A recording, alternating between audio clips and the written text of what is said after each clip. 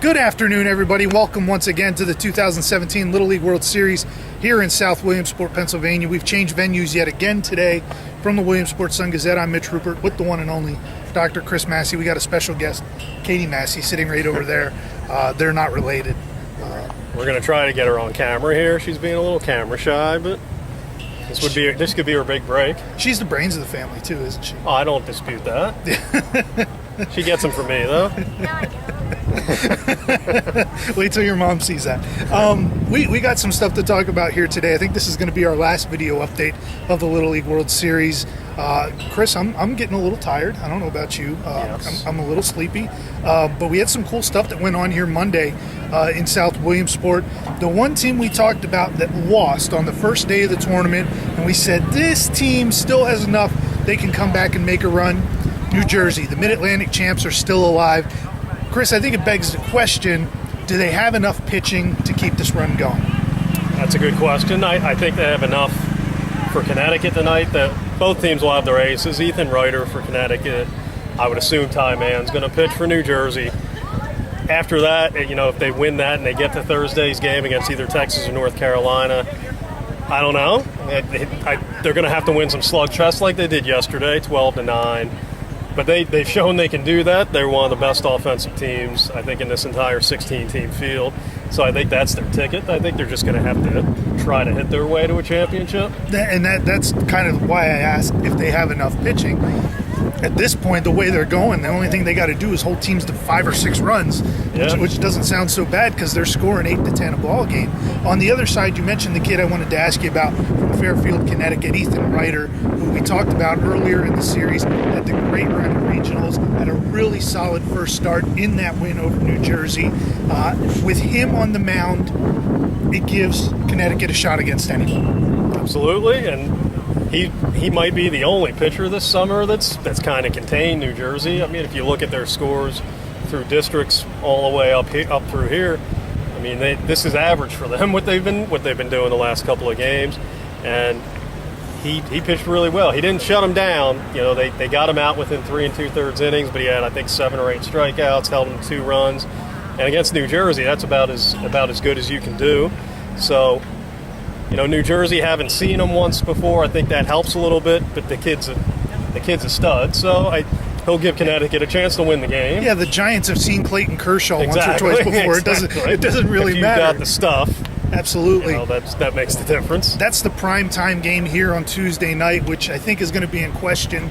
We were expecting storms to roll through here in South Williamsport. I think there's a good chance that's going to be played tomorrow afternoon, the day when they were going to play the Winners Bracket Finals. Yeah. Speaking of the Winners Bracket Finals, on the U.S. side, something's got to give. I don't know what it is.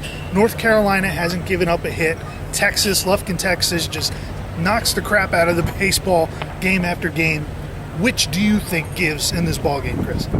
I think it's going to be all pitching because, obviously, I don't think North Carolina is going to throw another no-hitter. I mean, it's kind of unfathomable that they've done it 2 times in a row on this stage. Johnny Vandermeer shakes his head and says, how is it possible? It's amazing. So, but for Devin Beerley and John Girardi, Johnny Vandermeer threw back-to-back no-hitters in the big leagues in the 4 days. Definitely not. Yeah, they had no idea. But they're going to pitch well enough that I think they give up 1-2 runs. Hunter Ditzworth, the Texas ace, one of the best pitchers in the field. I don't think he's going to give up any. I mean, it could be the first team that scores wins the game, but I think you're looking at a 2-1, 3-2 game, and I truly think it's a coin flip. And if they meet again Saturday, I think it could be a coin flip there. If both teams' pitching holds up, you could have Colin Ross against any one of those 3 pitchers North Carolina is used, depending on how Wednesday's game plays out. That's kind of what I want to see for North Carolina. They've rode this pitching plan through the first 2 games. Chase Anderson, Matthew Mateus, whoever needs to close out the ball game. What's going to happen when one guy maybe goes over the pitch limit they would like him to or gives up a couple runs? Does it throw a wrench into what their game plan is? Yeah, and the only time that I've seen it is in the regional championship, the Southeast Regional. They started Chase Anderson. They pretty much try to start him every game. And he got hit around. He gave up 3 quick runs, and they pulled him 2 outs into the first inning, and Matthew Mateus went the rest of the way. Obviously, it didn't matter. That was the Southeast Final. They didn't have to worry about the pitch counts and all that anymore.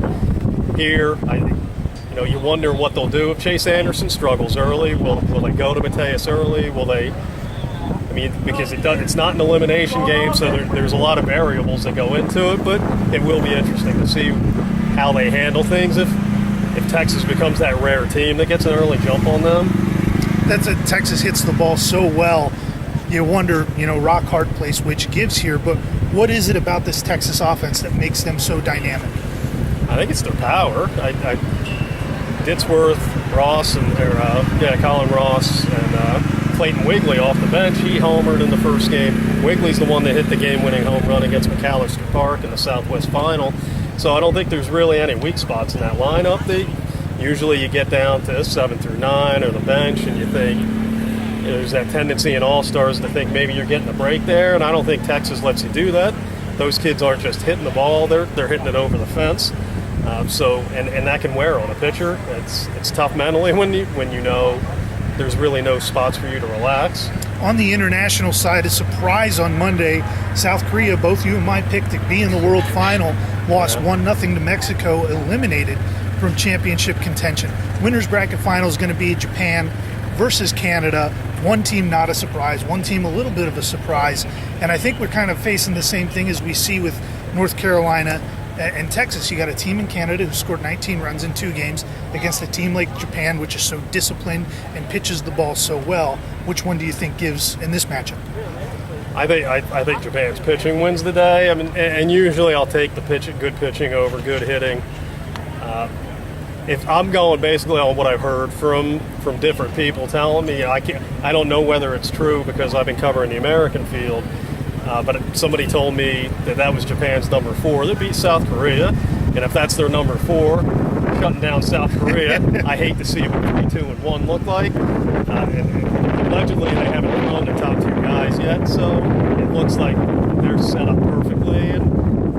And it's a different Canada team. It's different kids. It's different Japan kids back.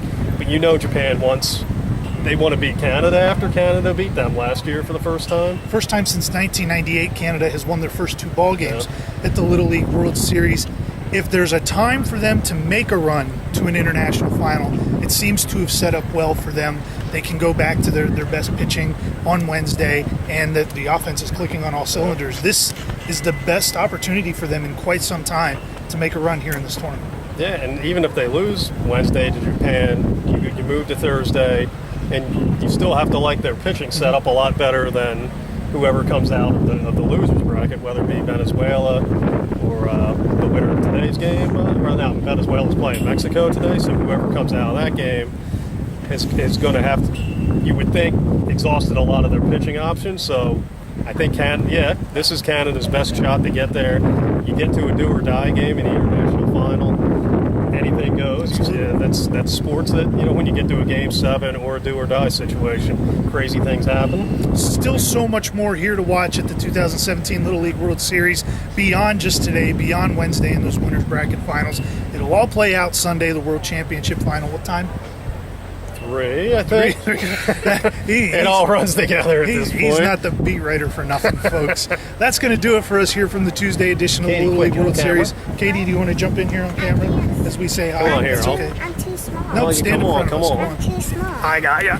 There she is. There she is. Thanks, everyone, for viewing. This is probably going to be our last video of the week. We've got over 1,000 views on our first video. And thanks to everyone. I just want to make Chris hold her up as long as he has to. So from the Williamsport Sun-Gazette, I'm Mitch Rupert. He's Chris Masse. She's Katie Masse. We'll talk to you later. Have a good one. Bye-bye. Bye.